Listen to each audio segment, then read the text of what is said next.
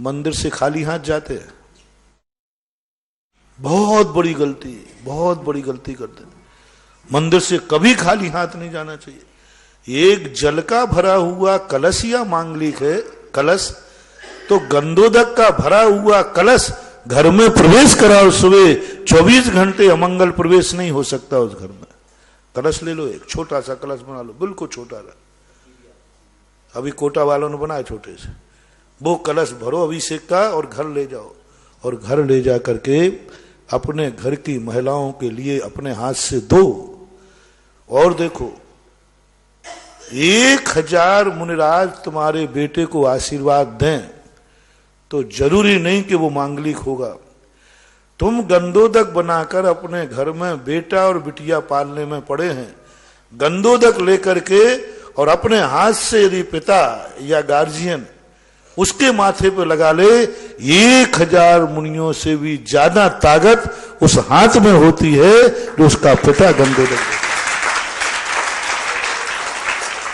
और 8 वर्ष तक जो पिता अपने बेटा बिटिए को अपने हाथ से गंधोदक बना के घर में जाकर के दे देवे, मेरी गारंटी है वो बेटा बिटिया तुम्हारा कुल कलंक कभी नहीं लगाएगी, कभी नहीं लगाएगा, कुल को उज्जवल ही करेगा।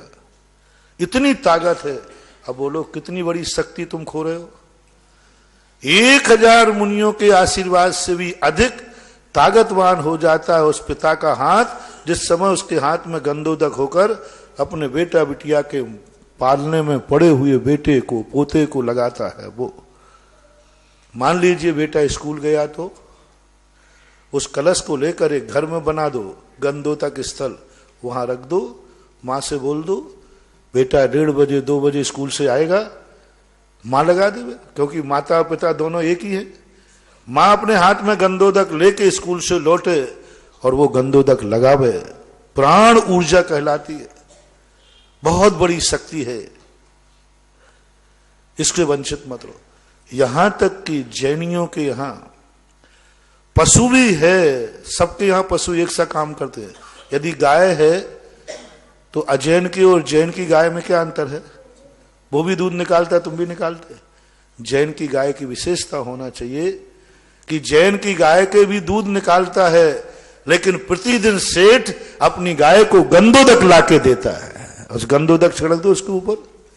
यदि वो गाय मर के देव बन गई, जन्म जन्म तक तुम्हारी पद्मावती बन के रक्षा करेगी कि मैं पशु पर्याय में थी, पशु पर्याय में मैं कभी गंधोदक प्राप्त नहीं कर सकती थी।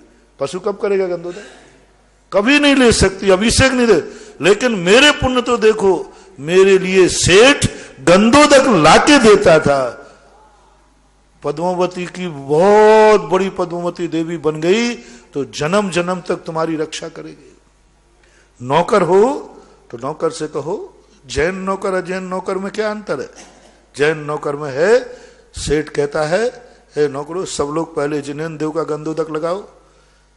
जैनी के नौकर की विशेषता होना चाहिए, वेतन तो सभी देते हैं लेकिन जैनी अपने नौकर को बोनस में गंधोदक देता है, पशु को बोनस में गंधोदक देता है, बेटा बिटिया को गंधोदक मिलता है, और वो गंधोदक मिलते। और कह दूं यदि हो सके, आहा बहुत हो सके, ऐसा आनंद आता है, कहते ही आनंद आता है, तुम करने लग जाओ तो मुझे कितना आनंद आ जाएगा। घर में कोई भी मेहमान आवे उसका स्वागत गंधोदक से करो। चाय पानी से तो करते ही हो, मैं उसकी मना नहीं कर रहा हूं। कोई भी आ जाए, गंधोदक की कलशिया रखी, लीजिए साहब, वो नहीं ले पाए अपने हाथ से। मेरे यहां कोई भी व्यक्ति आता है मैं उसका स्वागत गंधोदक से करता हूं, क्योंकि ये घर जिनेन्द्र देव के भक्त का है।